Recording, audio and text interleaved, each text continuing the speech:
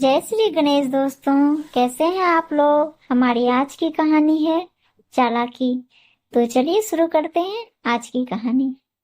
अमित और कविता भाई बहन थे। कविता बड़ी थी, अमित छोटा था। दोनों के माता पिता का स्वर्गवास हो चुका था।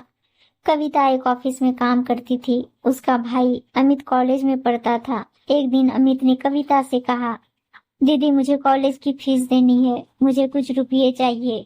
कविता ने कहा, अभी तो मेरे पास पैसे नहीं है, कल तक मैं तुझे पैसे दे दूंगी। कविता ऑफिस से एडवांस मांग कर अमित को पैसे देती है। वह अपने भाई को अफसर बनाना चाहती थी, इसलिए वह दिन में ऑफिस में काम करती थी और शाम एक घर में काम करती थी। कुछ दिन बाद अमित की पढ़ाई पूरी हो गई। एक दिन अमित ने घर आकर कविता को बताया, दीदी मुझे बहुत बड़ी कंपनी में मैनेजर की नौकरी मिल गई, अब तुम काम करने नहीं जाओगी। यह कहकर वह जिद करने लगा। हार कर कविता मान गई और उसने काम करना छोड़ दिया। अब वह केवल घर संभालती थी। ऐसे ही समय बीत रहा था। एक दिन अमित ने कहा, दीदी मैंने कुछ रुपये जोड़ लिए हैं, अब मैं आपकी शादी करना चाहता हूँ। यह सुनकर कविता ने कहा, नहीं भाई, पहले मैं तेरी शादी करूंगी, जब घर संभालने वाली आ जाएगी तो मैं भी शादी कर लूंगी। कविता ने एक अच्छी सी लड़की देखकर अमित की शादी कर दी। अलका को भाभी के रूप में पाकर कविता बहुत खुश हो रही थी। धीरे धीरे अलका ने पूरा घर संभाल लिया। तीनों बहुत खुशी से रह रहे थे। एक दिन अलका की माँ अलका से मिलने आई। उन्हें कविता शुरू से ही पसंद नहीं थी। मौका पाकर उसने अलका से कहा, तेरी ननद शादी नहीं करना चाहती है, यह तो जीवन भर तेरे पति की कमाई पर ऐश करना चाहती है, तू बहुत सीधी है। यह सुनकर अलका ने कहा, माँ तुम बेकार की बातें कर रही हो, अमित इनके लिए लड़का देख रहे हैं, जैसे ही मिल जाएगा शादी हो जाएगी। लेकिन अलका की माँ ने कहा, बेटी तू नहीं समझेगी, यह तेरे को कभी चैन से।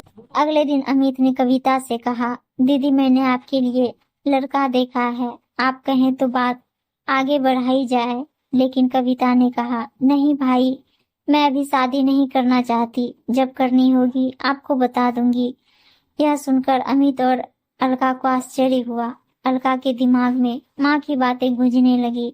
उसके बाद अलका का व्यवहार कविता के लिए बदल गया।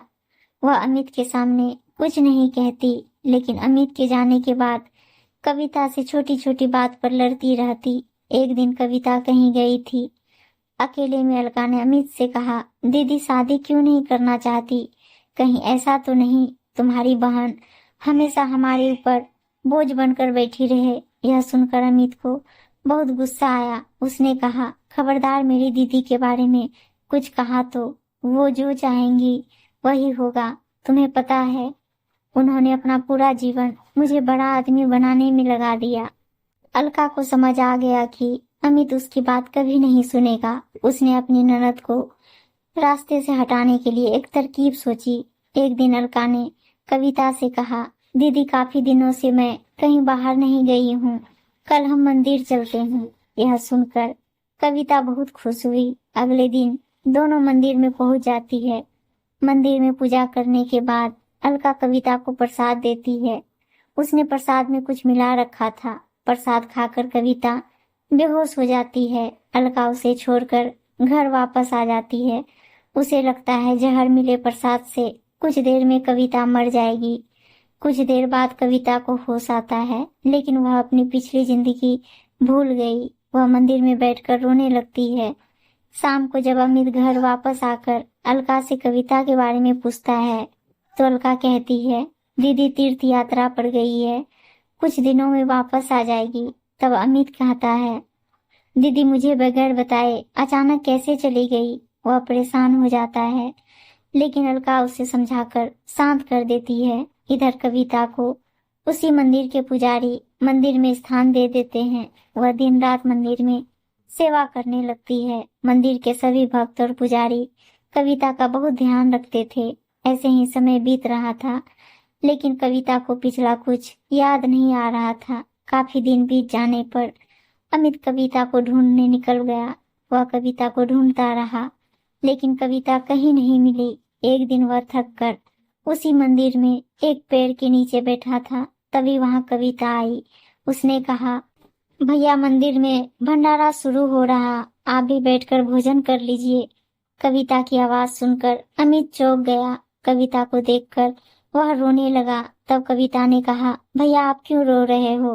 तभी वहां पुजारी बाबा आ गए। उन्होंने अमित से पूछा तो अमित कविता के बारे में बताया। पुजारी बाबा ने कहा, ये लड़की यहाँ बेहोश मिली थी, होश आया तो इसे कुछ याद नहीं था।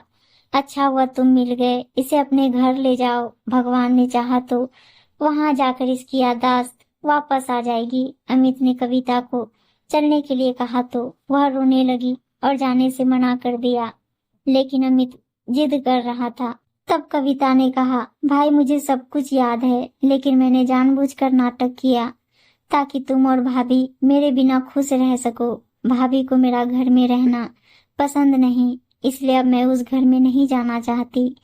यह सुनकर अमित रोने लगा और कविता से बोला, दीदी अगर आप घर नहीं चलोगी तो मैं भी यहीं रहूंगा। उसकी बातें सुनकर कविता घर आने के लिए तैयार हो गई, लेकिन उसने अमित से कहा, मेरी एक शर्त है, तुम भाभी पर गुस्सा नहीं करोगे।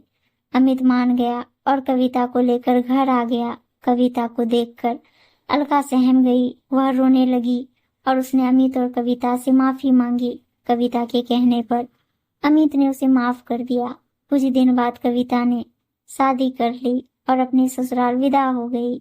उम्मीद है दोस्तों कहानी अच्छी लगी होगी और अच्छी अच्छी कहानियां सुनने के लिए चैनल को सब्सक्राइब, वीडियो को लाइक शेयर जरूर कर दीजिएगा। धन्यवाद दोस्तों।